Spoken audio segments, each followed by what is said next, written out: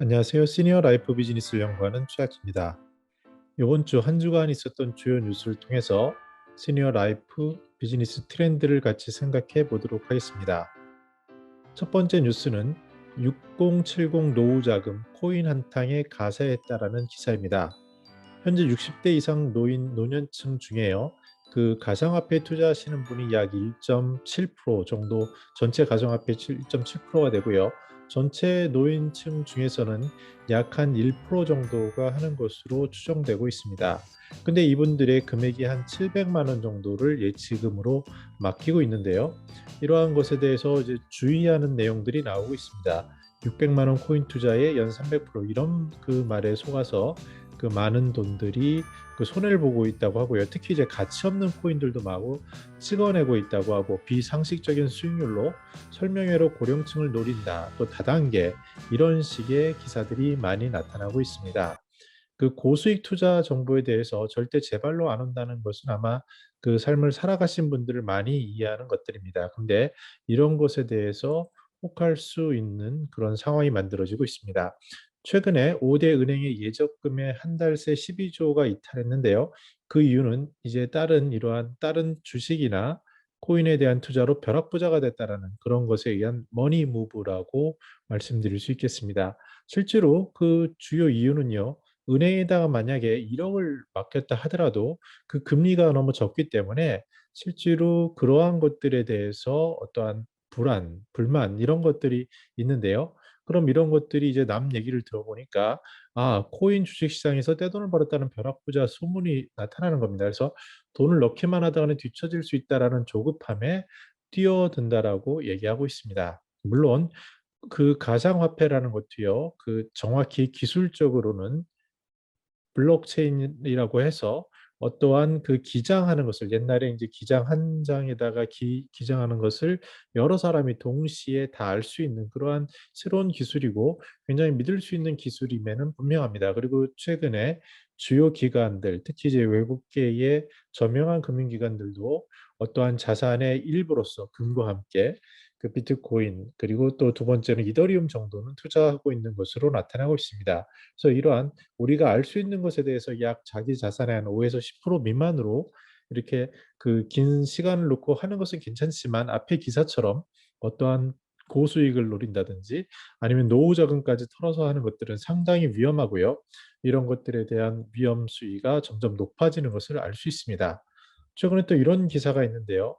그 자녀들이 나중에 노후 자금에 가장 큰 부담이 된다라는 기사는 아마 여러 가지 언론이나 또는 유튜브를 통해서 잘 알고 있을 겁니다. 자식 부양을 못 받는 첫 세대고요. 부모 부양하는 마지막 세대라고 될 것이라고 얘기하는데, 자녀에게 그럼 어떤 것들을 줘야 하느냐에 대해서 그 사교육비 대신에 자녀들이 장기적으로 투자할 수 있는 그런 투자 자산을 주는 것을 얘기하고 있습니다.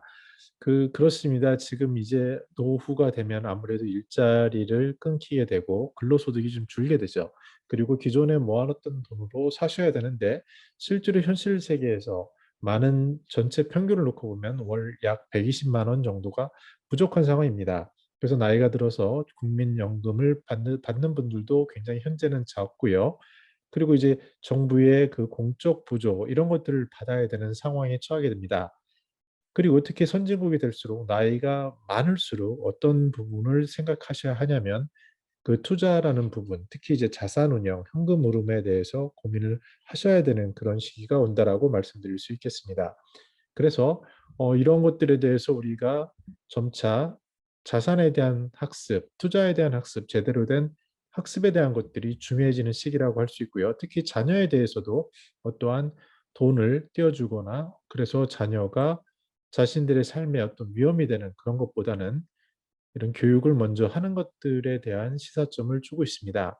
특히 우리 시니어들은 부동산과 금에 대한 아주 확고한 신념이 있습니다. 근데 그 젊은 세대일수록 이런 것에 대한 접근이 어렵기 때문에 오히려 새로운 신기술인 가상화폐라든지 이런 곳에서 또 금액이 적으니까요. 거기에 베팅을 하는 이런 구조가 보여집니다. 특히 이제 메타버스라고 해서 가상현실 속에서 그 땅을 미리 사놓는 이런 것들도 있고요.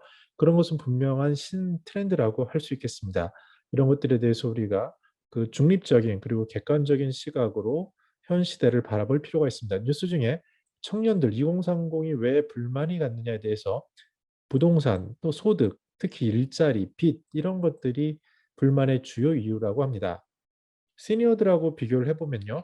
시니어들은 그래도 기본적으로 부동산을 가지고 계시고 소득도 자산은 있지만 일자리는 물론 없을 수 있습니다. 근데 빚에 있어서도 상대적으로 적습니다. 그래서 실질적으로 이러한 2030의 불만이 커지고 있고요. 또 이 뉴스는 굉장히 마음이 아픈데요. 쪼개고 쪼갠 원룸, 잠만 자는 방에 내몰린 2030 세대라는 뉴스입니다.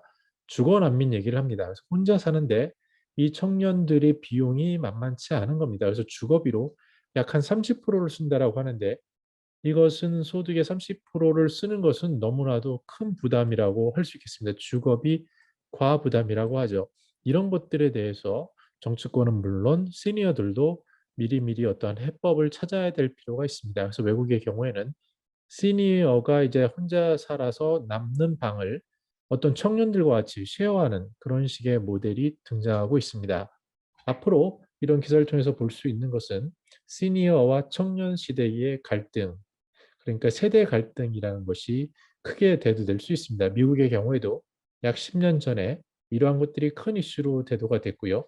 우리나라에서도 점차 이런 것들이 높아지는 그런 현상을 볼 수 있습니다. 이것에 대해서 교수들은 이런 얘기를 하는데요. 전에는 노인 가구에 주목했지만 이제는 청년 중심이 되어가고 있기 때문에 청년층에 대해서도 강화를 해야 된다라는 얘기를 합니다. 어느 한쪽만 한다는 것을 강조하는 것은 아니고요. 노년에도 노년의 이슈가 있고 청년에도 청년의 이슈가 있는데 주거 문제인 경우, 특히 앞에서 말씀드린 부동산, 소득 이런 곳에서 일자리에서 느끼는 그 절박함에 대해서 시니어들도 그것을 이해하고 세대 통합형으로 어떻게 같이 공존할 수 있는지에 대해서 심각한 고민이 필요한 시기라고 할 수 있겠습니다. 다음 뉴스는요, 세차에 대한 겁니다. 그 세차장에 갔더니 70대 어르신들이 나온다라고 합니다. 이것이 잘 되는 이유는 일단 가격이 일반의 절반이라고 합니다. 근데 70대 어르신들이 이런 일을 할 수 있을까라고 의문을 갖겠지만 요새는 건강하신 분들이 많고요. 특히 하루에 한 3시간 정도만 일하시는 겁니다. 물론 일주일에 16일을 일하고 거기에 대해서 받는 보상이 약 41만 원이라고 했을 때 굉장히 금액은 적어 보입니다. 그럼에도 불구하고 이곳에 참여하는 시니어들은 굉장히 흥이 나고 힘이 날 것으로 보여집니다. 물론 이것이 젊은 사람의 일자리를 뺏는 것 아냐 이런 그런 고민도 있겠지만 현실적으로 젊은이들은 좀 더 생산적인 일자리로 가고 시니어들은 어떠한 사회에서 빈자리를 채우고 또 이 자리를 통해서 어떤 공공과 민간이 협력함으로써 시니어가 만족할 수 있는 일을 하는 모델이 필요해 보입니다. 개인적으로 봤을 때 월 16회는 너무 좀 과한 부분이 있고요. 이런 부분을 좀 줄이고 그러면서 금액은 41만 원을 유지할 수 있는 그런 모델이 나올 수 있으면 좋겠다는 생각을 해봅니다.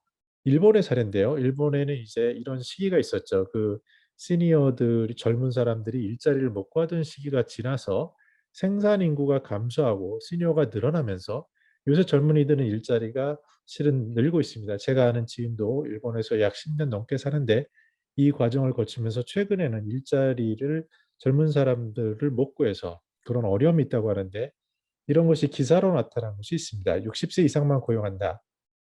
이 회사의 내용을 보면요. 어떠한 실질적으로 문제가 된 것은 주말이었습니다. 야근과 주말 수당을 준다고 하더라도 젊은이를 고용하기 어렵고 특히 이제 도심의 젊은이들이 몰려 있고요. 지방일수록 이런 일이 생긴 겁니다. 그래서 머리를 써서 어떻게 했냐면 60세 이상을 고용을 하고 이분들에게 어떠한 안정적인 일자리를 제공하는 그런 체제를 만들었다라고 합니다. 그러면서 굉장히 매출도 성장했고요. 의욕 있는 분 구합니다. 남녀 경력 불문 약 60세 이상 이런 글이 뜨고 있습니다. 우리나라로 마찬가지로 이제 젊은 세대가 점점 줄어드는 그런 시기가 되면 우리도 비슷한 입장이 될 것 같습니다. 중요한 것은 사회와 본인의 필요에 따라 서로 윈윈하는 그리고 노인의 일에 대해서 우리가 관심을 갖고 특히 우리나라는 한국노인인력개발원에서 굉장히 다양한 그 시도들을 하고 있습니다. 그리고 점차 공공이나 민간이나 어떠한 그 시니어들이 시너지를 낼 수 있는 부분을 개발하고 있는데요. 이런 것들이 점차 우리 사회에서도 나타날 거고 일본에서는 일본 실버 인재센터라고 있는데 우리나라는 시니어 클럽이라고 아주 잘 정비된 그런 곳이 있습니다. 앞으로 더 오히려 일하고 싶은 어르신들은 많고 거기에 대해서 일자리가 적은데 어떤 민간이나 공공이나 이런 일자리의 수요처로서 새로운 개발이 이루어져야 하고요. 이것은 점차 공공 부분에서 또 민간 부분에서 늘어날 것이고 이러한 현상은 시간의 흐름에 따라 그 생산 가능 인구가 줄어듦에 따라 이러한 변화들이 더욱더 심화될 것으로 보여집니다. 다음 뉴스는 많은 사람들이 존경할 수 있는 어떤 자선단체 사업의 이제 빌 게이츠 부부죠. 빌 게이츠와 멀란다 게이츠의 이혼 이야기인데요. 황혼 이혼이라고 할 수 있죠. 그래서 황혼 이혼에 대해서 이유가 뭐냐라고 보니까 일단 너무 수명이 길어졌고 또 이 세대는 원래 이제 이혼이 좀 자연스럽게 받아들이던 그런 시대였다는 것. 그리고 무엇보다 결혼 개념의 변화를 돌고 있습니다. 근데 이 기사에서 맨 마지막 부분이 중요한데요. 다른 관계를 추구하거나 이미 만들어진 관계에 더 집중하기 위해 결혼을 끝낼 가능성이 있다. 즉 그들의 삶에 맞추기 위해서 이런 결혼한다라고 결심한다고 하는데요. 새로운 직업, 보험, 기회, 사업 등을 찾는 경향이 여성에게서 더 높다고 얘기합니다. 중요한 것은 바로 황혼 이혼이라는 것이 특별한 사건 때문에 촉발하는 것이 아니라 오히려 표류하는 것들의 결과라는 거고요.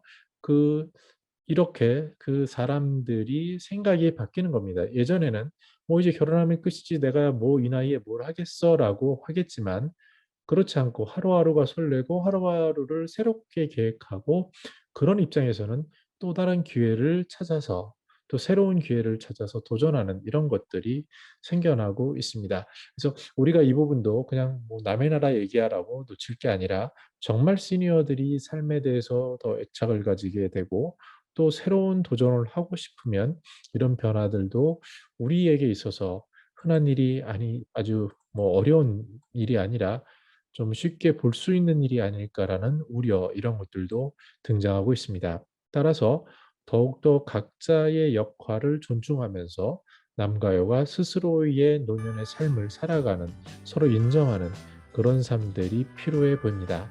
네, 이런 것들이 어떻게 변화될지 좀 조심스러운 그런 관계로 바라보게 되는 뉴스입니다. 끝으로 SKT에서 트롯 전국체전이라는 음원을 탑재한 그 시니어 휴대폰을 단독 실주했습니다.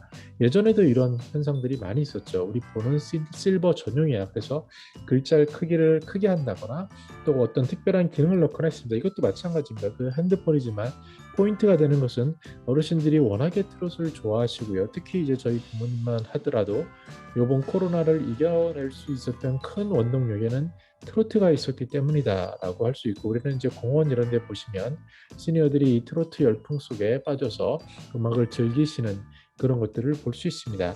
앞으로 이제 점차 그 한때 잠깐 반짝하다가 통신사에서 말았는데 그 분석을 해보면 고령자들의 수가 늘어나고요.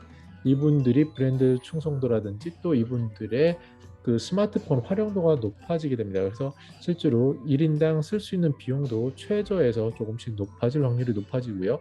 더욱더 유튜브라든지 OTT 서비스 같은 것들을 따라잡는 그러니까 디지털 리터러시라고 하겠죠. 그런 역량들도 늘어나기 때문에 앞으로 더욱더 그 통신사에서도 이러한 세그먼트 특히 시니어를 특성으로 한 것으로 잡을 거고요.